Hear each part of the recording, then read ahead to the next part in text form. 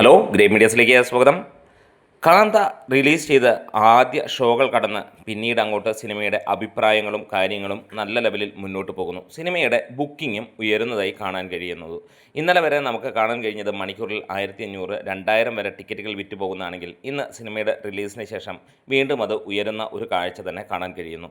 Channel subscribe ചെയ്യുന്ന കാര്യം പരിഗണിക്കണമെന്ന് ഓർമ്മിപ്പിക്കുന്നു. നിങ്ങളുടെ കട്ട സപ്പോർട്ടുണ്ടെങ്കിൽ എത്രയും പെട്ടെന്ന് നമ്മൾ 65,000 സബ്സ്ക്രൈബേഴ്സിലേക്ക് എത്തുന്നതായിരിക്കും. എന്തായാലും ഇവിടെ കാന്ത എന്ന ചിത്രത്തിന് മികച്ച രീതിയിലുള്ള അഭിപ്രായങ്ങളും നേടാൻ കഴിഞ്ഞിട്ടുണ്ട്.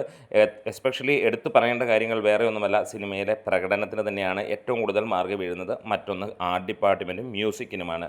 എന്തായാലും ഈ ഒരു സിനിമ ഒരുപാട് പേർക്ക് ഇഷ്ടപ്പെട്ടു, ഒരുപാട് പേർക്ക് ഇഷ്ടപ്പെടാത്തതുണ്ട്. കാരണം ഇന്ന് മലയാളത്തിൽ നിന്ന് വരുന്ന റിവ്യൂകളിൽ നമുക്ക് കാണാൻ കഴിയുന്നത് ഏറിയ പങ്ക് ആളുകളും ഇതൊരു ഗംഭീര സിനിമ എന്ന് പറയുമ്പോൾ ചിലരൊക്കെ ഈ ഒരു സിനിമ നല്ലതാണ്, പക്ഷേ എവിടെയൊക്കെയോ എന്തൊക്കെയോ പ്രശ്നങ്ങൾ എന്നുള്ള ലെവലിൽ പറയുന്നുണ്ട്. ആരും ഒരു സങ്കോചവുമില്ലാതെ പറയുന്ന ഒരേ ഒരു കാര്യം തന്നെയാണ്, വേറെ ഒന്നുമല്ല, ഇതിനകത്തിൽ ദുൽഖറിൻ്റെ പ്രകടനം. അദ്ദേഹം ഇതുവരെ കരിയറിലുള്ള ഏറ്റവും മികച്ച പ്രകടനം തന്നെയാണ്. വളരെ മികച്ച രീതിയിൽ ഈ ഒരു സിനിമ എക്സിക്യൂട്ട് ചെയ്തിട്ടുണ്ട് എന്നുള്ള കാര്യവും.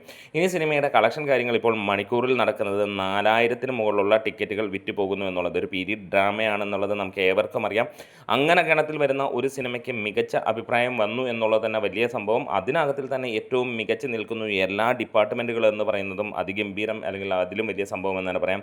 ഇന്ന് സിനിമയുടെ കേരള ട്രാക്ഡ് കളക്ഷൻസ് ഇന്നലെ നമുക്ക് ലഭിച്ചിരുന്നത് 37 ലക്ഷം രൂപയോളമാണെങ്കിൽ ഇപ്പോൾ അത് 50 ലക്ഷം രൂപയും കടന്ന് ട്രാക്കിങ്ങിലൂടെ മാത്രം 50 ലക്ഷം രൂപയും കടന്നിരിക്കുന്നു എന്നുള്ളതാണ്. ഇന്ന് നമ്മൾ പ്രതീക്ഷിക്കുന്നു 75 തൊട്ട് 1 കോടിക്ക് അടുത്ത് വരെയുള്ള കളക്ഷൻ വരുമെന്നുള്ളത്. 1 കോടി വന്നു കഴിഞ്ഞാൽ അതൊരു ബ്ലോക്ക് ബസ്റ്റർ എന്നുള്ള ലെവലിലേക്ക് തന്നെയാണ് നമുക്ക് പറയാനുള്ളത്. കേരളത്തിൽ പ്രത്യേകിച്ച് മലയാളം വെർഷൻ ഇല്ലാതെ ദുൽഖർ സൽമാൻ്റെ ഈ ഒരു സിനിമ ഇവിടെ ഇറങ്ങിയത് തന്നെ വലിയ പാളിച്ച എന്നാണ് വിലയിരുത്തേണ്ടത്.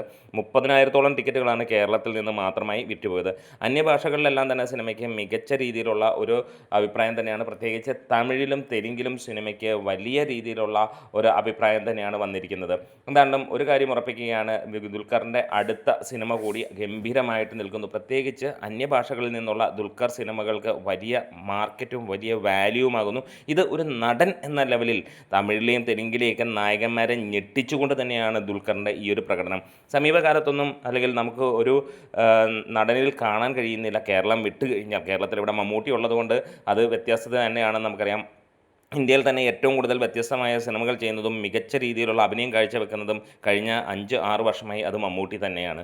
ഇവിടെ ദുൽഖർ തമിഴ് തെലുങ്കിലേക്കൊക്കെ ചെല്ലുമ്പോഴത്തേക്ക് അവിടെയുള്ള നായകന്മാരെ വെച്ച് നോക്കുമ്പോൾ അവർക്ക് വലിയ രീതിയിലുള്ള ഒരു വെല്ലുവിളിയാകുന്നു എന്ന് തന്നെയാണ്. പ്രത്യേകിച്ച് ഇതിലെ ആക്ടിംഗ് ഒക്കെ വലിയ രീതിയിൽ ചർച്ചാ വിഷയമാവുക കൂടി തന്നെയാണ്. പ്രത്യേകിച്ച് ആളുകളുടെ ഇടയിലല്ല, ഇത് ഫിലിം ഇൻഡസ്ട്രിയിൽ തന്നെ ഇങ്ങേറെ പിടിച്ചാൽ കിട്ടില്ല എന്നുള്ള ലെവലിലേക്ക്. ചുപ്പ് എന്ന സിനിമ അതിനു മുമ്പ് ആ റേഞ്ചിലേക്ക് ദുൽഖറിനെ ഹിന്ദിയിൽ എത്തിച്ചുവെങ്കിൽ പിന്നീട് നമുക്ക് തെലുങ്കിലും തമിഴിലുമൊക്കെ ആയിട്ടുള്ള ഈ ഒരു ചിത്രം കാണുമ്പോൾ അതുതന്നെയാണ് വീണ്ടും വീണ്ടും ഇൻഡസ്ട്രിയിലെ സംസാര വിഷയമായി മാറുന്നത്.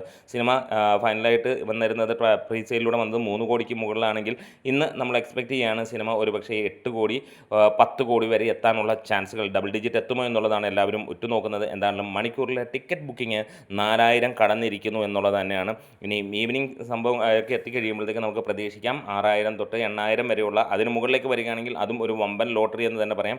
ശനി ഞായർ ദിനങ്ങളിലും സിനിമയ്ക്ക് മികച്ച പ്രകടനമുണ്ടാകും. എല്ലാവരുടെയും ഇഷ്ടപ്പെടുന്ന ഒരു സിനിമ ആയിരിക്കണമെന്ന് യാതൊരു പങ്കുമില്ല ഈ ഒരു സിനിമയ്ക്ക്. കാരണം ഇതൊരു പീരീഡ് ഡ്രാമ ആയതുകൊണ്ട് തന്നെ എന്തായാലും കാത്തിരിക്കാം. നിങ്ങളുടെ വിലയേറിയ കമൻസുകൾക്കും കാര്യങ്ങൾക്കുമായി സിനിമ കണ്ടവരാണെങ്കിൽ തീർച്ചയായും നിങ്ങളുടെ ആ ഒരു ഇൻപുട്ട് പറയാം, നിങ്ങളുടെ അഭിപ്രായങ്ങളൊന്ന് പറയാം. തീർച്ചയായും നിങ്ങൾക്ക് ഇഷ്ടപ്പെട്ടാൽ ഇഷ്ടപ്പെട്ടു, അല്ലെങ്കിൽ ഇല്ലെങ്കിൽ അതിൻ്റെ കാര്യങ്ങളൊക്കെ ഒന്ന് പറയാം. എന്തായാലും ഈ ഒരു സിനിമ മലയാളികളെ സംബന്ധിച്ചിടത്തോളം അത്ര ഗംഭീരമാകാനുള്ള ചാൻസുകൾ കുറവാണ്, വേറെ ഒന്നുമല്ല, മലയാളത്തിൽ ഇല്ലാത്തതുകൊണ്ട് തന്നെ. അപ്പോൾ കാത്തിരിക്കാം. നമ്മുടെ വീഡിയോസ് ഇഷ്ടമായെങ്കിലും സപ്പോർട്ട് ചെയ്ത് തരാം. Great medias.